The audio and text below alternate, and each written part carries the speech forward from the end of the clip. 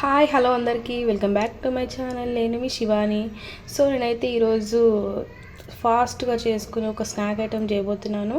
అదేంటంటే veg omelette చేయబోతున్నాను. చాలా బాగుంటుంది, చాలా టేస్టీగా ఉంటుంది. మా పిల్లలకైతే చాలా ఇష్టం.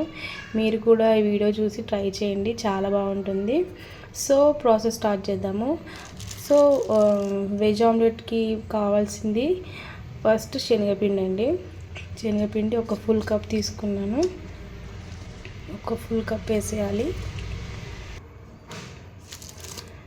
సో నెక్స్ట్ ఇంకో కప్పు వేస్తున్నాను.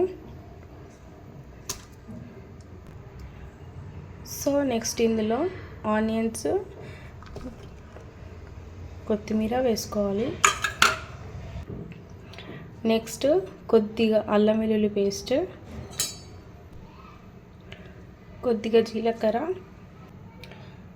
కొద్దిగా కారం, కొద్దిగా ధనియా పౌడర్ అండ్ ఇవన్నీ ఫస్ట్ ఒకసారి కలుపుకోవాలి.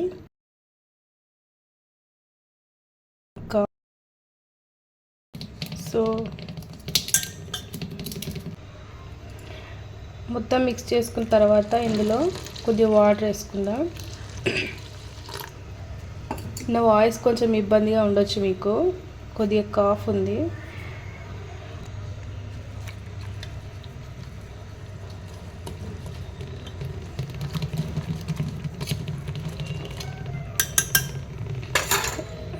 హ్యాండ్ తోటి కలుపుకుందాం.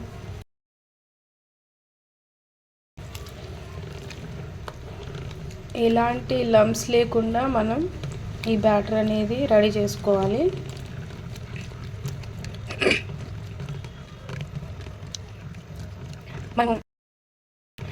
మనం బియ్యపిండి తోటి అట్లు పోసుకుంటాం చూడండి, అంత థిక్నెస్ వస్తే సరిపోతుంది. సో అలా చూసుకొని మనం వాటర్ అనేది యాడ్ చేసుకోవాలి. చూపిస్తున్న విధంగా ఇలా మంచిగా కలుపుకోవాలండి. ఇలా వేళ్ళతోటి ఇలా అనాలి ఆనియన్స్. అలా అయితేనే మనకు టేస్ట్ అనేది చాలా మంచిగా యాడ్ అవుతుంది వెజ్ ఆమ్లెట్కి. సో లంప్స్ లేకుండా మంచిగా కలుపుకుందాం. పిండి మొత్తం మంచిగా కలుపుకున్న తర్వాత ఈ టైంలో మనకు సరిపడా సాల్ట్ వేసుకోవాలి.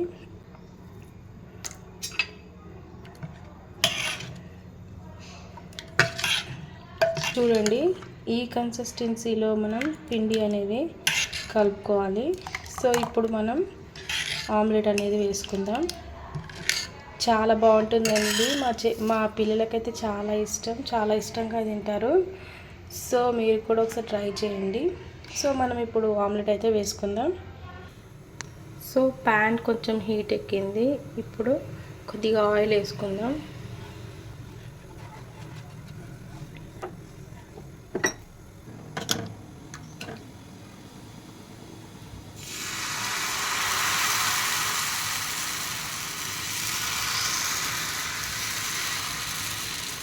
సో ఇలా చూపించిన విధంగా ఇలా వేసుకోవాలి, స్ప్రెడ్ చేయొద్దు.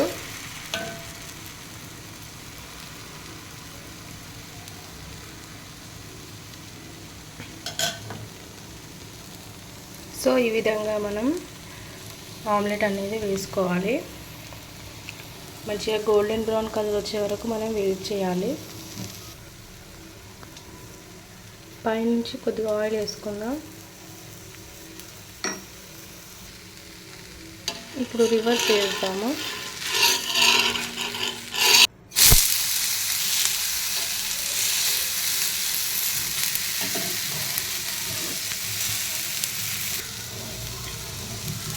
అసలు పచ్చివాసన అనేది ఉండదండి, చాలా బాగుంటుంది, చాలా టేస్టీగా ఉంటుంది. ఒకటికి రెండు తినేస్తారు. సో అలా ఉంటుంది. ఒకసారి మీరు కూడా తప్పకుండా ఇంట్లో ట్రై చేయండి. దీనికి ఎలాంటి సాస్లో ఏది అవసరం లేదు, ఇట్లనే తినేయచ్చు. సో చూడండి, ఇలా ఫటాఫట్ చేసుకోవచ్చు, చాలా సింపుల్.